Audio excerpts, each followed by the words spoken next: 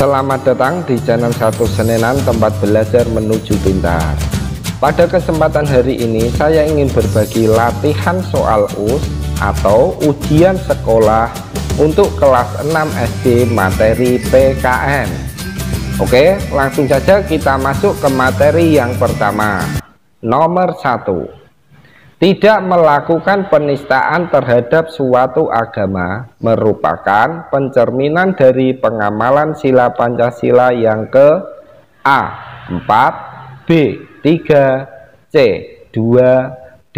1. Tidak melakukan penistaan atau menghina agama lain itu merupakan pencerminan dari pengamalan Pancasila yang ke D. 1. Jika contoh dari pengamalan Pancasila sila kedua memiliki rasa kasih dan peduli terhadap orang di sekitar, yang pengamalan sila ketiga contohnya menjaga kerukunan antar masyarakat, yang sila keempat salah satu contohnya menghargai hasil musyawarah. Kita lanjut ke nomor 2. Contoh penerapan dalam perilaku yang mencerminkan nilai kemanusiaan dalam Pancasila adalah A. Mengembangkan sikap bangga dan cinta tanah air, B. Menghormati dan menghargai pendapat orang lain, C. Tidak semena-mena terhadap orang lain, D. Menghargai hasil karya orang lain. Jawabannya adalah C. Tidak semena-mena terhadap orang lain. Jika A. Mengembangkan sikap bangga dan cinta tanah air itu merupakan contoh penerapan dalam sila Pancasila yang ketiga. Yang B. Menghormati dan menghargai pendapat orang lain, pengamalan Pancasila sila keempat. Sedangkan D. Menghargai hasil karya orang lain itu pengamalan Pancasila sila yang kelima. Kita lanjut ke nomor 3. Perhatikan tabel ini. Ini ada beberapa contoh pengamalan sila Pancasila. Nomor 1. Menghormati dan menghargai pendapat orang lain. 2. Rela berkorban untuk kepentingan negara dan bangsa. 3. Peduli terhadap penderitaan yang dialami orang lain. 4. Mempelajari dan menghormati kebudayaan daerah lain. 5. Mengembangkan rasa cinta kepada tanah air dan bangsa. Sekarang yang merupakan penerapan sila ketiga adalah A. 1, 4, dan 5, B.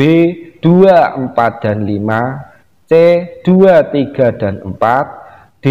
3, 4, dan 5. Jawabannya adalah B. 2, 4, dan 5. Kita lanjut ke nomor 4. Perhatikan gambar ini. Gambar di samping merupakan pengamalan sila A. Sila kedua, B. Sila ketiga, C. Sila keempat, D. Sila kelima. Gambar dalam ini pemilihan, ini ada pemilihan DPR, presiden ini ya, itu merupakan pengamalan Pancasila ke C keempat.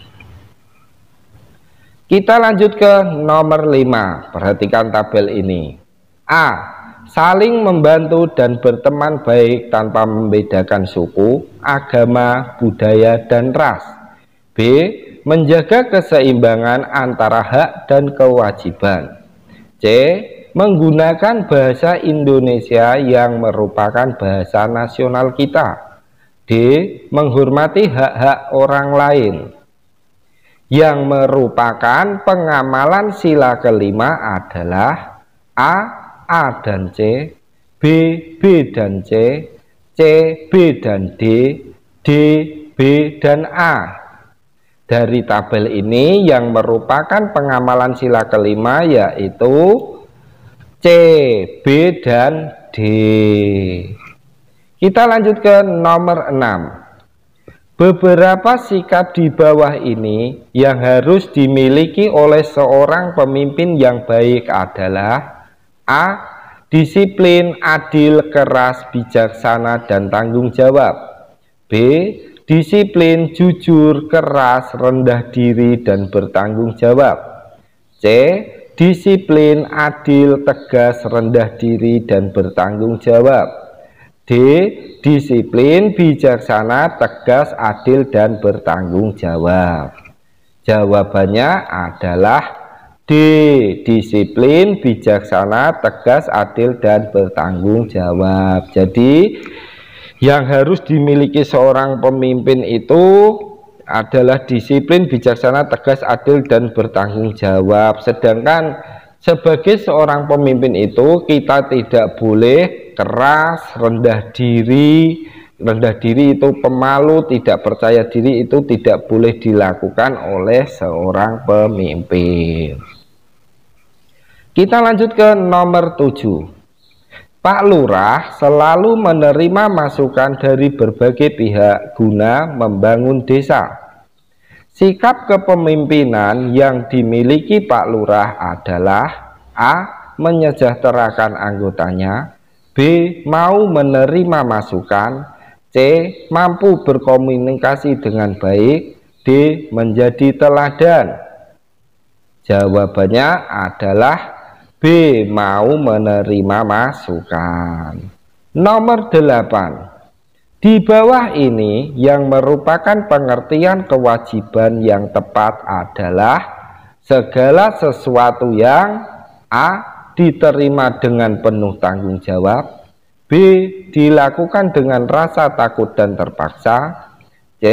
Harus dilakukan dengan penuh tanggung jawab. D. Harus dilakukan pada waktu luang. Yang merupakan pengertian kewajiban yaitu C. Segala sesuatu yang harus dilakukan dengan penuh tanggung jawab. Kita lanjut ke nomor 9. Di bawah ini yang merupakan pengertian hak adalah: A. Menanggung akibat dari sebuah perbuatan. B. Segala hal yang harus dikerjakan. C. Sesuatu yang perlu dilakukan. D. Sesuatu yang seharusnya diterima. Yang merupakan pengertian hak yaitu D. Sesuatu yang harus diterima bahkan sejak kita lahir atau sebelum lahir. Itu merupakan pengertian dari hak. Kita lanjut ke nomor 10. Di bawah ini yang merupakan contoh hak siswa di sekolah adalah: A. Mendapat bimbingan belajar dari sekolah. B. Mendapat bantuan uang saku dari sekolah. C. Mendapat tugas di rumah dari guru. D. Mendapat bantuan biaya dari pemerintah. Yang merupakan contoh hak siswa di sekolah yaitu A. Mendapat bimbingan belajar dari sekolah. Nomor 11. Berikut ini yang bukan merupakan kewajiban sebagai warga negara dalam kehidupan sehari-hari adalah: A. Menaati peraturan. B. Menghargai orang lain. C. Memelihara ketertiban, keamanan, keindahan, dan kebersihan. D. Mendapatkan pendidikan. Yang bukan merupakan hak kewajiban sebagai warga negara yaitu D. Mendapatkan pendidikan. Mendapatkan pendidikan itu merupakan hak dari warga negara. Kita lanjut ke nomor 12. Dalam menggunakan hak kita harus bertanggung jawab karena: A. Dalam menggunakan hak kita masih ada hak orang lain. B. Dalam menggunakan hak kita tidak ada hak orang lain. C. Ada kebebasan dalam menggunakan hak kita. D. Ada kebebasan dalam menggunakan hak orang lain. Dalam menggunakan hak kita harus bertanggung jawab karena A. Dalam menggunakan hak kita masih ada hak orang lain. Nomor 13. Berikut contoh hak warga negara dalam bidang hukum adalah A. Menikmati fasilitas pendidikan dengan nyaman. B. Mendapatkan pekerjaan sesuai spesifikasi. C. Penegakan hukum bagi seluruh warga negara tanpa pandang bulu. D. Menjalankan ibadah sesuai agama dan kepercayaan. Contoh hak warga negara dalam bidang hukum yaitu C.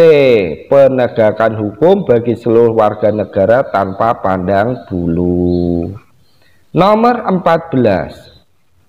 Sikap kita terhadap kewajiban yang dimiliki adalah A. Melaksanakan kewajiban agar mendapat pujian. B. Melaksanakan kewajiban jika ada imbalannya. C. Melaksanakan kewajiban dengan penuh tanggung jawab. D. Melaksanakan kewajiban dengan terpaksa. Jawabannya adalah C. Melaksanakan kewajiban dengan penuh tanggung jawab. Kita lanjut ke nomor 15.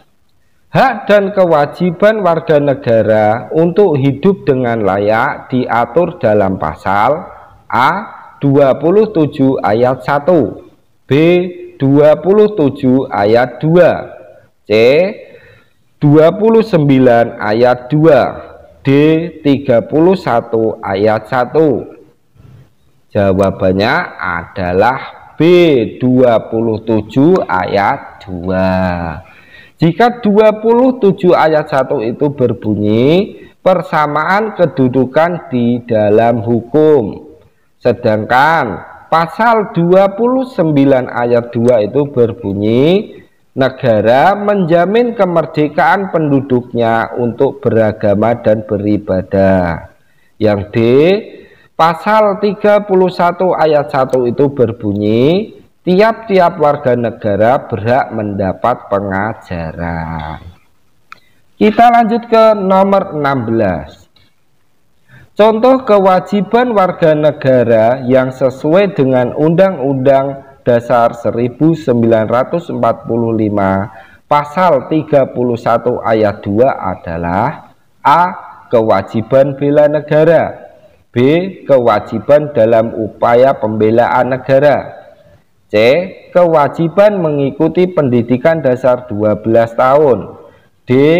Kewajiban menaati peraturan yang berlaku. Kewajiban warga negara sesuai pasal 31 ayat 2 yaitu C. Kewajiban mengikuti pendidikan dasar 12 tahun. Nomor 17. Indonesia disebut sebagai negara agraris karena sebagian besar masyarakat Indonesia bekerja sebagai A. Pengrajin, B. Pengusaha, C. Nelayan, D. Petani. Indonesia disebut negara agraris karena masyarakatnya bekerja sebagai D. Petani. Nomor 18, perhatikan gambar ini.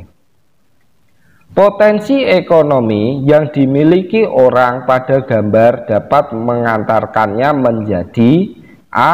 Perancang bangunan, B. Perancang busana, C. Pelukis terkenal, D. Penulis buku. Pada gambar ini potensi ekonomi yang dimiliki orang mengantarkannya menjadi B. Perancang busana. Nomor 19.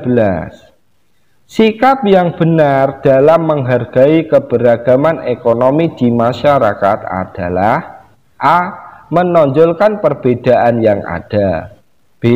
Bersaing secara tidak sehat, C. Saling menghargai dan menghormati antar pelaku kegiatan ekonomi, D.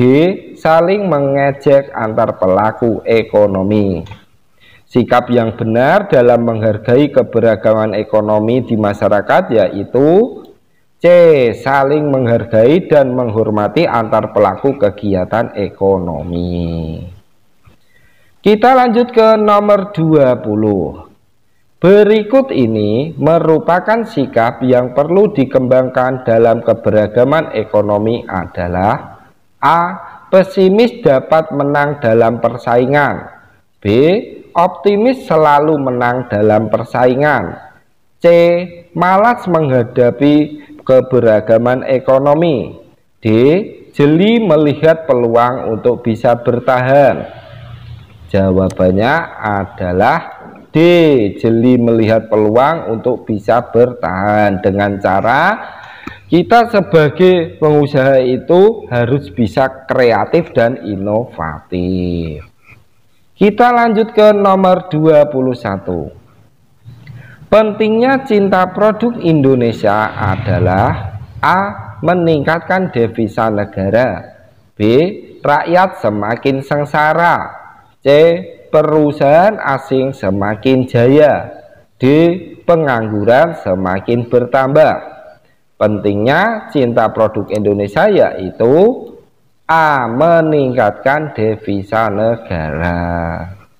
Nomor 22. Mengapa kerja keras menjadi hal penting dalam keberagaman ekonomi? A. Karena rezeki tidak akan tertukar. B. Perekonomian tidak bisa maju. C. Dapat membuat orang tidak sukses. D. Karena persaingan ekonomi semakin berat. Kerja keras menjadi hal penting dalam keberagaman ekonomi karena D. Persaingan ekonomi itu semakin berat. Kita lanjut ke nomor 23. Berikut contoh tindakan dari cinta produk Indonesia kecuali A. Membeli produk dalam negeri. B. Bangga dengan produk dalam negeri. C. Merekomendasikan produk dalam negeri pada teman dan saudara. D. Membeli barang impor. Contoh tindakan cinta produk Indonesia kecuali D.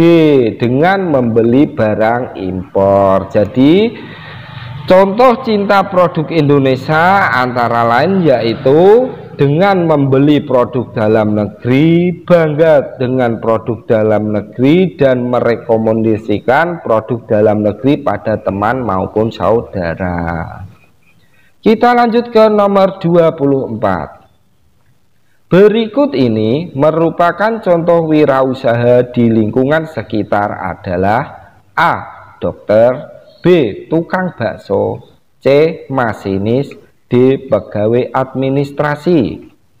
Yang merupakan contoh wirausaha di lingkungan sekitar yaitu B. Tukang bakso. Kita lanjut ke nomor 25.